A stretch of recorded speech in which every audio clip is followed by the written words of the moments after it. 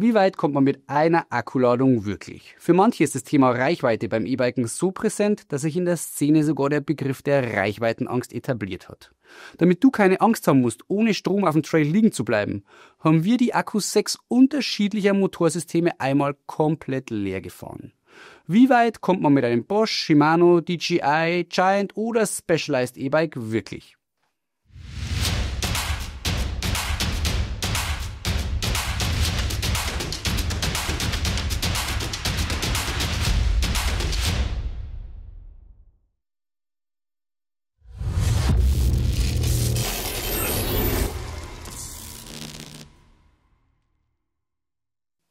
Bevor wir ins Thema einsteigen, geht ein ganz herzliches Dankeschön an den Online-Shop von Alltricks. Da kann man sich als Mountainbiker wirklich komplett ausstatten. Und mit seiner Unterstützung hat der Online-Shop diese aufwendige Videoserie zu den aktuellen EMTB-Motoren überhaupt erst möglich gemacht. Das Thema Reichweite klingt einfach, ist bei einer genauen Betrachtung aber doch hochkomplex. Denn neben der reinen Akkukapazität spielen auch viele weitere Faktoren in dieses Thema mit rein. Da wären zum Beispiel die Motorleistung und die Effizienz des Motors, die die Reichweite beeinflussen. Aber auch die Fähigkeit des Akkus bei geringen Ladeständen die volle Energie bereitzustellen, beeinflusst die Reichweite unterm Strich. Und damit sind nur die Faktoren genannt, die innerhalb eines Motorsystems liegen und die Reichweite beeinflussen. Klar ist aber auch, dass die Reichweite oder Reichhöhe, wie manche auch dazu sagen, stark davon abhängt, welche Reifen ich aufgezogen habe, auf welchem Untergrund ich unterwegs bin, wie das Gelände ausschaut, in dem ich mich fortbewege und wie viel Gewicht der Motor letztendlich bewegen muss. Und zu guter Letzt hängt die Reichweite auch davon ab, wie viel Inputleistung ich in das System hineintrete. Um hier wirklich Aussagen auf einer objektiven Ebene treffen zu können, bedarf es einiges an Aufwand. Damit wir den Bosch CX der 5. Generation mit dem DJI Avinox-System, dem Bosch CX der 4. Generation, dem Shimano EP801 sowie dem Specialized 2.2 Motor und dem Giant SyncDrive Pro 2 Motor vergleichen können, haben wir folgende Maßnahmen getroffen. Um den Rollwiderstand bei unserem Test zu vereinheitlichen, haben wir auf jedes Bike dieselben Reifen von Schwalbe aufgezogen. Und die Trittfrequenz und die Inputleistung, die wir während unseres Tests in das System eingespeist haben, haben wir mit Wattmesspedalen von SRM überprüft. An der Stelle nochmal ein herzliches Dankeschön an die beiden Firmen, die uns für diese Testreihe unterstützt haben. Außerdem haben wir das Systemgewicht, also das Gewicht von Bike und Fahrer, konstant auf 100 Kilo gehalten. Um die variierenden Gewichte der Bikes auszugleichen, haben wir mit Ausgleichsgewichten im Rucksack gearbeitet. Und zu guter Letzt sind wir jeden Test immer an ein und demselben Teeranstieg gefahren. Und so viel kann ich an dieser Stelle schon mal verraten. Die Durchführung des Tests war relativ stupide. Denn um so einen 900 Wattstunden Akku, wie er in Verbindung mit dem Shimano EP801 Motor im Canyon Spectral On verbaut war, leer zu fahren, musste ich unseren Testanstieg mit 750 Metern Länge und einem Höhenunterschied von 122 Höhenmetern über 20 Mal hochfahren. Und das bei einer konstanten Inputleistung von 150 Watt und 85 Umdrehungen pro Minute. Ich sag mal so, das war ein schönes Grundlagentrainingslager. Wirklich spannend wird die Sache meistens erst, wenn der Akkuladezustand unter 20% fällt. Denn dann reagieren die Systeme unterschiedlich. Während der Bosch CX der 5. Generation bis zum Schluss fast mit voller Power durchschiebt, reduzieren alle anderen Motorsysteme irgendwo zwischen 15 und 10% Akkuladestand ihre Leistung deutlich, bevor sie letztendlich sogar auf eine Art Notlaufmodus zurückfallen. Zum einen ist es eine Funktion, welche die Entwickler ins Battery Management System integriert haben. So wird die Reichweite eines EMTBs gegen Ende des Akkuladezustands nochmal etwas gestretcht und man schafft den Nachhauseweg meistens sicher, auch wenn der Akkuladezustand relativ gering ist.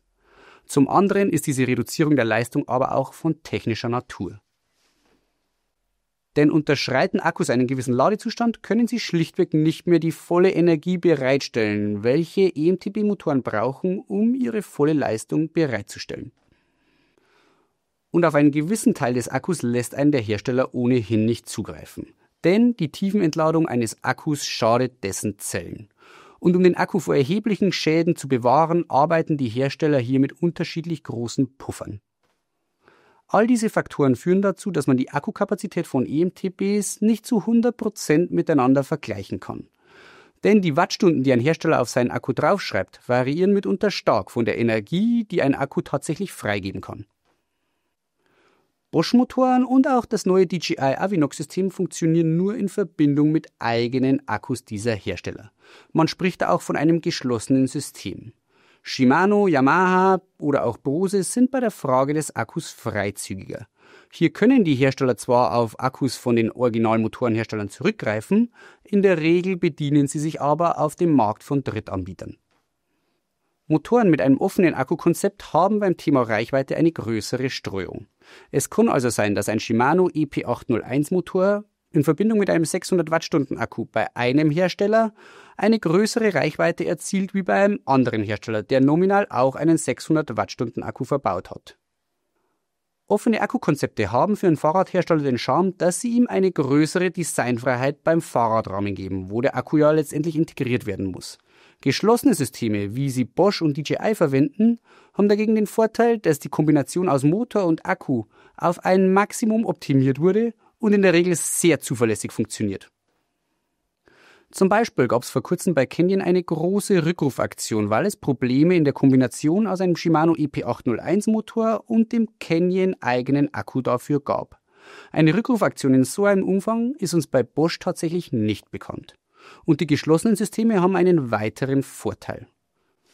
Durch ihre hohe Verbreitung und die einheitlichen Akkus kann ich mir für die Once-in-a-Year-Legendentour übers Madrid-Joch oder sonstiges auch mal vom Nachbarn oder im Familienkreis einen Akku derselben Baureihe ausleihen.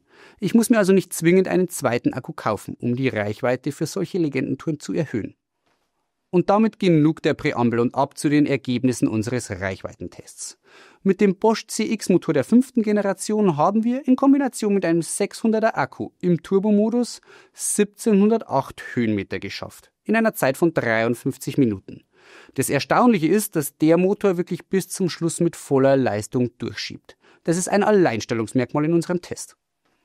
Bosch hat in der Umstellung von der 4. auf die 5. Generation beim CX-Motor nicht nur den Motor, sondern auch die Zelltechnologie des Akkus geändert.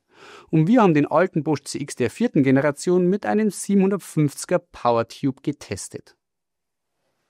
Obwohl die nominale Kapazität des 750 Wattstunden Akkus höher ist als die des 600 Wattstunden Akkus des CX5 Motors, waren die Reichweiten bei voller Unterstützungsstufe auf einem vergleichbaren Niveau. Denn mit dem CX-Motor der 4. Generation haben wir 750 Höhenmeter bei voller Unterstützungsstufe geschafft. Im Anschluss konnten wir zwar weitere 500 Höhenmeter mit diesem Bike fahren, allerdings nur mit deutlich reduzierter Leistung. Mit Uphill Flow war da nichts mehr los. Der Shimano EP801 Motor hat in unserer Vergleichsgrafik jetzt erstmal den größten Balken. Und das rührt primär daher, weil er in unserem Testbike, dem Canyon Spectral On, in Verbindung mit einem gigantischen 900 Wattstunden Akku verbaut war. Mit dieser üppigen Kapazität schafft er bei voller Leistung stattliche 2200 Höhenmeter und weitere 300 Höhenmeter bei reduzierter Leistung. Der DJI Avinox Motor ist aufgrund seines 600 Wattstunden Akkus am besten mit dem Bosch CX Motor der 5. Generation in diesem Test zu vergleichen. Denn beide Motoren haben einen Akku mit nominal 600 Wattstunden. Und beide Motoren schaffen in der höchsten Unterstützungsstufe knapp über 1700 Höhenmeter. Aber man muss hier genauer differenzieren. Denn während der Bosch CX Motor der 5. Generation diese 1700 Höhenmeter wirklich mit voller Leistung durchschiebt, ist das beim DJI Avinox System nicht der Fall. Der DJI Avinox Motor hat ab Werk ein deutlich höheres Leistungsniveau, reduziert dieses in unserem Test aber ab 1470 Höhenmeter. Ab dann trudelt man mit leicht reduzierter Leistung weiter. Die letzten 73 Höhenmeter in unserem Test absolviert man mit dem DJI Avinox Motor sogar nur noch im Notlaufmodus. Das hat mit E-Biken, so wie man sich's vorstellt, nichts mehr zu tun. Da geht's mehr oder weniger ums Überleben im Anstieg. Wir haben die Leistung ermittelt, welche die Motoren in den ersten 1000 Höhenmetern unseres Reichweitentests anliegen lassen. Und da ist der DJI Avinox Motor mit Werten zwischen 570 und 580 Watt mit Abstand der stärkste Motor. Der Bosch CX der 5. Generation schafft da nur Werte um die 500 Watt. Betrachtet man aber die Durchschnittsleistung über die komplette Akkuladung, relativiert sich das. Denn rechnet man den Notlauf mit hinten rein, liegt die Durchschnittsleistung des DJI Avinox-Systems knapp unter 500 Watt und damit auf einem vergleichbaren Niveau wie die Durchschnittsleistung des Bosch CX der 5. Generation. Mit einem kleinen 400er Akku packt der Giant Sync Drive Pro 2 Motor knapp unter 1100 Höhenmeter. Die letzten 100 Höhenmeter davon spult er allerdings mit reduzierter Leistung ab. Der Specialized 2.2 Motor war in unserem Testbike mit einem 700er Akku kombiniert. Und da schafft er bei voller Leistung vergleichbar zum Bosch CX der 5. Generation mit dem 600er Akku knapp über 1700 Höhenmetern. Aus den zusätzlichen 100 Wattstunden, die auf dem Akku oben drauf stehen, kitzelt der Specialized 2.2 Motor weitere 320 Höhenmeter. Allerdings nur mit reduzierter Leistung. Wir haben ja die Durchschnittsleistung des DJI Avinox-Systems über eine komplette Akkuentladung gerade schon ausgerechnet. Und wenn man diese Rechnung auf unser Testfeld ausweitet, dann fällt auf, dass alle Motoren in etwa dieselbe Durchschnittsleistung liefern, wenn man eine komplette Akkuentladung betrachtet. Dann variiert die Leistung nämlich nur um etwa 10% und ist damit auf einem vergleichbaren Niveau. Rechnet man auf dieser Basis die Höhenmeter, die man pro Wattstunde aus einem Akku rauskitzeln kann, aus, fällt auf, dass da alle Motoren fast auf einem einheitlichen Niveau liegen. In unserem Versuchsaufbau haben alle Motoren in etwa 2,8 Höhenmeter pro Wattstunde im Akku geschafft. Die einen 0,1 mehr, die anderen 0,1 weniger. Zaubern und die Physik austricksen kann in dem Business also niemand. In unserem Versuchsaufbau konnten wir in Sachen Effizienz keine nennenswerten Unterschiede zwischen den Motorsystemen feststellen. Alle Motoren aus unserem Test haben in etwa denselben Wirkungsgrad. Und damit wird klar, dass der Schlüssel beim Thema Reichweite nicht in der Wahl des Motorsystems liegt, sondern in der Frage, wie viel Unterstützung man sich gönnt. Reduziert man nämlich die Leistung durch eine niedrigere Unterstützungsstufe in etwa um 25%, steigt die Reichweite circa in diesem Maß. Unsere Erfahrung hat gezeigt, dass man mit einem 600er Akku, wenn man nicht ständig in der höchsten Unterstützungsstufe unterwegs ist, auch leicht Touren mit 2000 Höhenmeter schafft. Während beim Thema Effizienz alle Motoren in etwa auf Augenhöhe agieren, zeigen sich bei den Ladezeiten große Unterschiede. Um den 800er Akku eines Bosch-Systems wieder voll mit Energie zu bekommen, braucht man in etwa 6,5 Stunden an der Steckdose. Den 800er Akku eines DJI-Systems haben wir mit nur knapp über 3 Stunden wieder vollgeladen. Der Gamechanger liegt hier im Ladegerät, denn während die meisten Hersteller mit einem 2 bzw. 4 Ampere Ladegerät bei 36 Volt Systemspannung arbeiten, geht DJI mit einem 12 Ampere Ladegerät bei 48 Volt Systemspannung ins Rennen. Und das eröffnet völlig neue Ladezeiten. Wenn die Reichweite eines E-Bikes dein primäres Kaufkriterium für ein neues E-Mountainbike ist, dann ist die Wahl des Motorsystems zweitrangig. Denn unser Test hat gezeigt, bei ähnlicher Leistung ist die Effizienz aller Motorsysteme in etwa auf einem vergleichbaren Niveau. Es ist wichtiger, auf die reine Akkugröße zu schauen und vor allem auch auf die Optionen, die man mit dem Akku hat.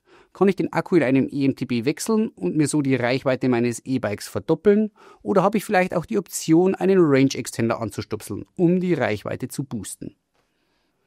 Während sich die Motoren in der Effizienz sehr wenig unterscheiden, zeigen sich bei den Themen Sound, Power und Motorsteuerung doch deutliche Unterschiede zwischen den Systemen. Und für diese Themen haben wir euch separate Videos abgefilmt.